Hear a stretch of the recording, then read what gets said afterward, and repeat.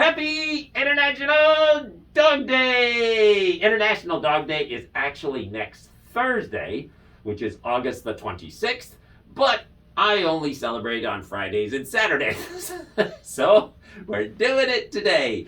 This is the third year for this costume. So I have a big long story about how it got made. That is in the making of video. I'll put a link in the description. There's a whole bit that I do with it about pants for poodles. It's really cute. You should go watch it.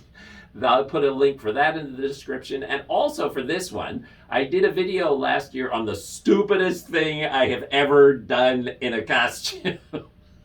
Bar none. Stupidest thing I've ever done. I'll put the link for that in the description of it as well. This is just reactions. Well, of course, this is fun because this was really the first costume that I did that was really visually interesting, where people would look at you and go, what?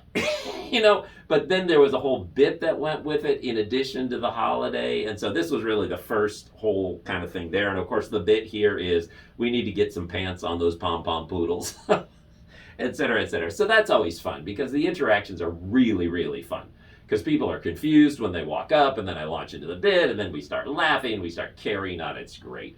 At the end of that whole bit in Walmart on Friday, one of the workers said, well, that's just poodle-tastic.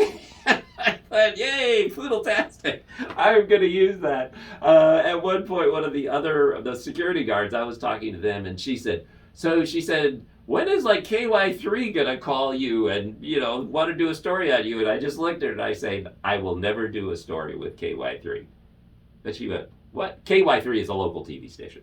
And she went, what? I said, yeah, I will never do a media story. I said, because I am not part of the attention economy.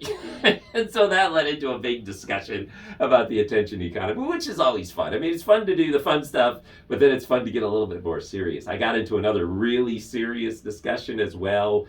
Men and women, gender relationships with a friend, found out some things about him that I didn't know. It was a lovely conversation on Friday. Today, Saturday, we went back to a new restaurant I had gone to a couple of weeks ago. I told a story a couple of weeks ago about poo on crack. Poo on crack. Great story. National Tattoo Day. You should go look it up. It was so fun in the reactions. So I saw that waitress today, that server, and we talked and carried on, and we had a lovely time. One of the things that's so fun about people is if you delight people, and maybe if you don't, I've noticed it when I delight people.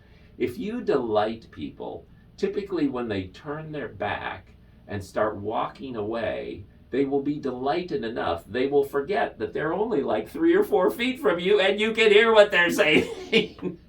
So you can actually get some genuine reactions if you'll just pay attention as people are wandering away.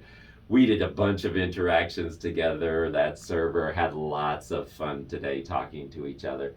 And as we were saying our goodbyes, she turned and started walking away and said to somebody else, I love him. And I was like, hey, there you go. Made a connection. So fun.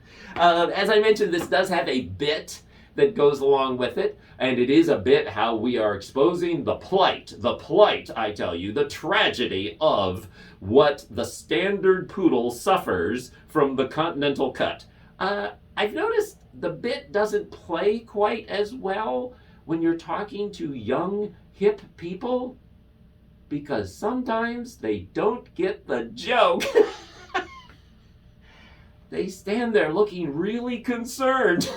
And you get to the part of, we need to get some pants on those poodles. And they go, I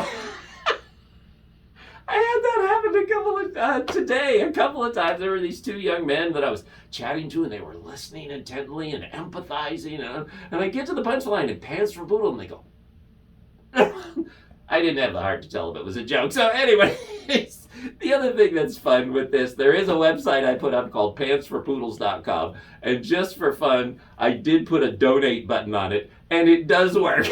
And underneath it says, P.S., do not donate to this. All money given will go directly into Phil Farron's pocket. So I've got the disclaimer on there. But it was so sweet, because one of the Walmart workers, guys, he said, but wait, so if I donate, the money is actually going to go straight to you. I said, yeah. So it won't buy pants for poodles. I said, no, it won't buy pants for poodles. He said, but I could donate to you, and like you could use the money for your costumes. And I smiled. I said, man, buddy, thank you so much. Thank you for, because they really enjoy the costume. I said, thank you so much. I said, honestly, I'm blessed. I'm an IT consultant. Everything's fine. But I really do appreciate the offer. Happy International Dog Day reaction.